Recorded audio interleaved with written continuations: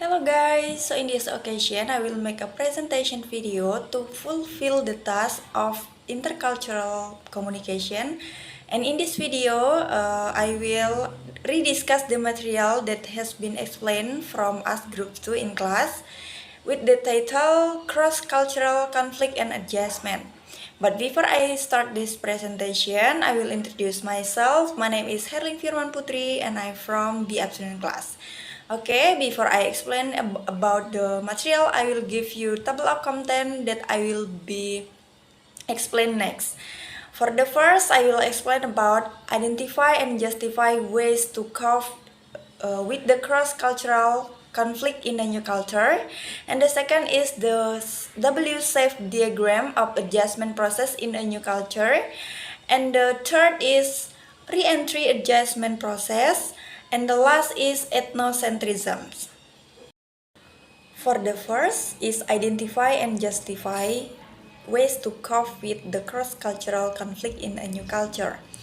Okay, cross-cultural is a term that is often used to describe a situation when a culture interacts with another culture and both of them give other positive and negative influence and impacts.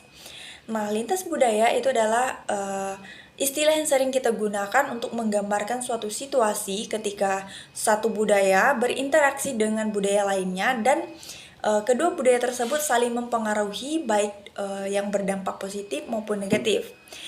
Okay, there are many positive relationships resulting from cross-cultural activities such as tourism, trade, environment, politics, defense, and security. But in the other hand, there are also many negative relationships due to cross-cultural interaction that end in chaos, conflict, and also even war. Nah, dengan begitu, pembelajaran lintas budaya dalam budaya baru itu sebenarnya membantu kita lebih sadar akan pentingnya memahami perbedaan, terutama memahami tentang perbedaan budaya. Budaya berbeda ini akan menghasilkan suatu perspektif atau pendapat yang berbeda tentang dunia. Yang bisa kita lihat itu perbedaannya yang paling mencolok itu adalah mengenai bahasa. Di setiap negara, setiap daerah itu bahasanya berbeda-beda. Nah, itu yang dimaksud dengan lintas budaya atau perbedaan budaya baru. Nah, jadi ketika seseorang memiliki kesimpulan berbeda terhadap sesuatu, terhadap sesuatu yang sama, maka dapat dipastikan budaya baru juga memiliki latar belakang yang berbeda. Setiap budaya itu memiliki latar belakang yang berbeda, sehingga wajar yang namanya terjadi perbedaan, baik itu perbedaan pendapat atau dan lain sebagainya. Nah, sebenarnya perbedaan itu bisa dijadikan hal positif untuk kita, yaitu untuk mengurangi terjadinya kesalahpahaman yang sering menimbulkan konflik atau yang biasa disebut dengan kesalahpahaman tentang budaya baru baik di Indonesia atau di seluruh dunia. Nah, sebagai contoh cross cultural ini atau lintas budaya ini misalnya adanya destinasi wisata. Biasanya kan kalau yang wisata-wisata ramai itu ya banyak orang datang dari berbagai negara yang budayanya yang tentunya berbeda. Nah, disinilah kita lihat there are multiculturalisms is ensured in tourism and creates cross-cultural communication and understanding.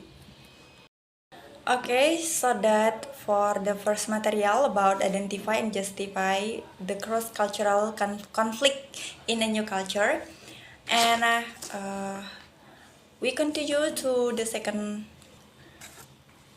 the W-shaped diagram of adjustment process in a new culture.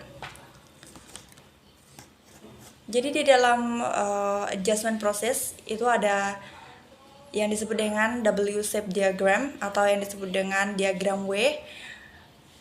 Kenapa? Karena di dalam stage-stage-nya, di dalam langkah-langkah atau tahap-tahap di dalam WSAFE ini, di dalam adjustment process ini, itu bentuknya W. Okay, we will explain about for the first stage is honeymoon period.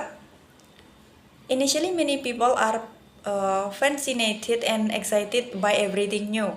Jadi di masa honeymoon period ini biasa disebut dengan masa bulan madu, atau biasanya pengunjung itu masih sangat senang dan sangat seru berada di budaya baru. And the second is culture shock.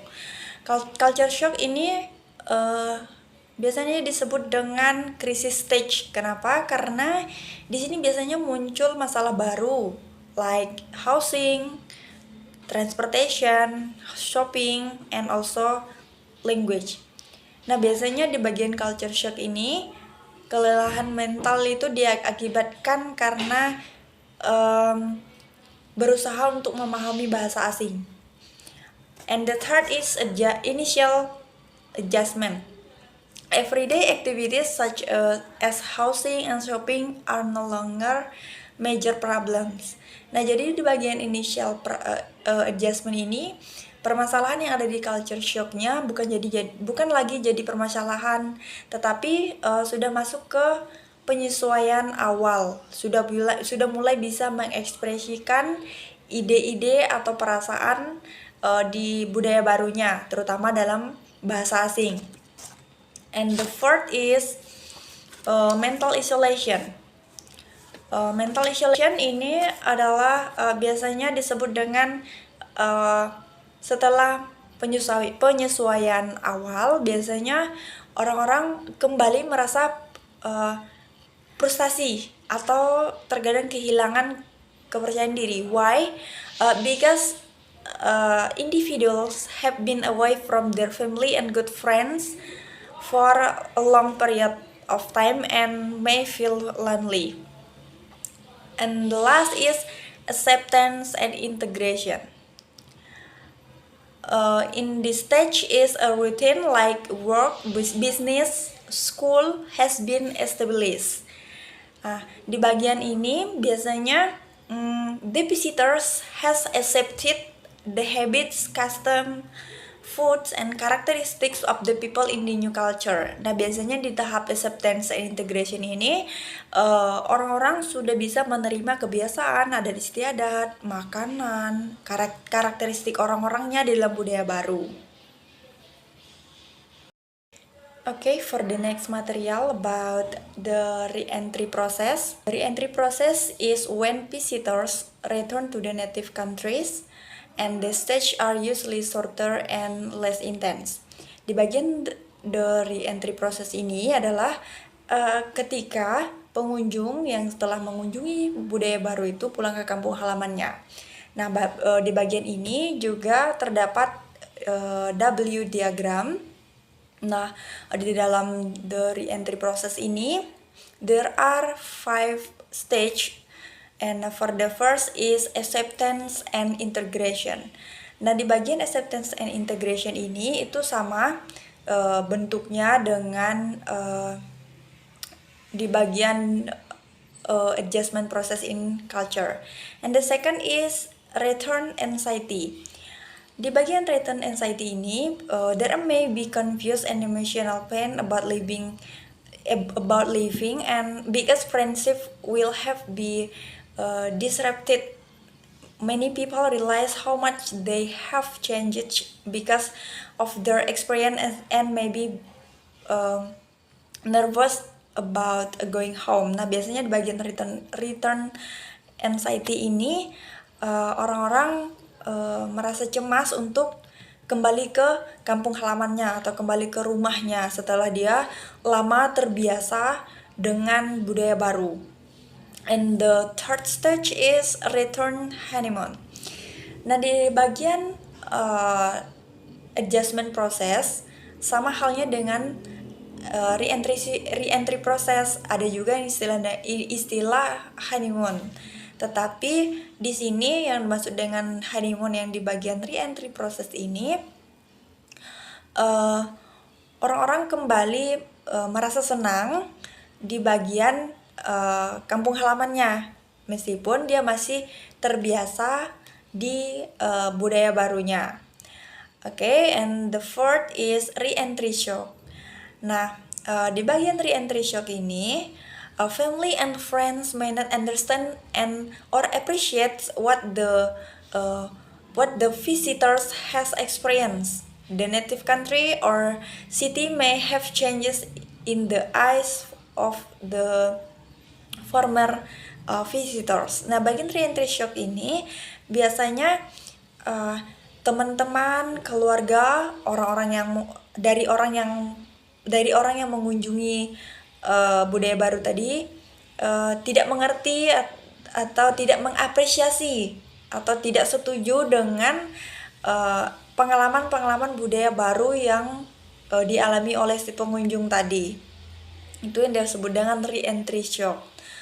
And the finally is reintegration. Nah, di bagian ini biasanya the former traveler becomes fully involved with friends, family, and activities and feel once again integrated in the society. Nah, di bagian reintegration ini si pengunjung atau visitors yang tadinya telah mengunjungi budaya baru kembali bisa menerima, menyesuaikan, dan juga bisa masuk berteman, juga bisa bisa komplit lagi dengan keluarga, dan juga bisa menyesuaikan lagi dengan aktivitas, dan juga bisa merasakan budaya dari kampung halamannya kembali. And also many people at this stage realize the positive and negative aspects of both countries and have a more balanced perspective about their experience. Okay, now I will explain about the last material to you, and the material is ethnocentrism. Ethnocentrism is judging other people's cultures from the perspective of our own cultures. Biasanya kelompok-kelompok tertentu dianggap salah oleh kelompok lainnya yang berbeda, karena mereka memandang kelompok yang salah itu sesuai dengan ukuran kebenaran yang ada dalam budaya mereka sendiri. Akibatnya, tindakan tersebut menghukum secara sosial dan memberi klaim label yang salah terhadap budaya orang lain. Ethnocentrism is not always wrong because there is an awareness of respect and a positive attitude toward one's own cultures. But on the other hand, ethnocentrism can provide a negative assessment of the people cultures. Jadi ada banyak kesimpulan yang salah dari ethnocentrism budaya ini, sehingga ethnocentrism ini bisa mencegah seseorang untuk berinteraksi dengan individu atau kelompok lainnya dari budaya yang berbeda.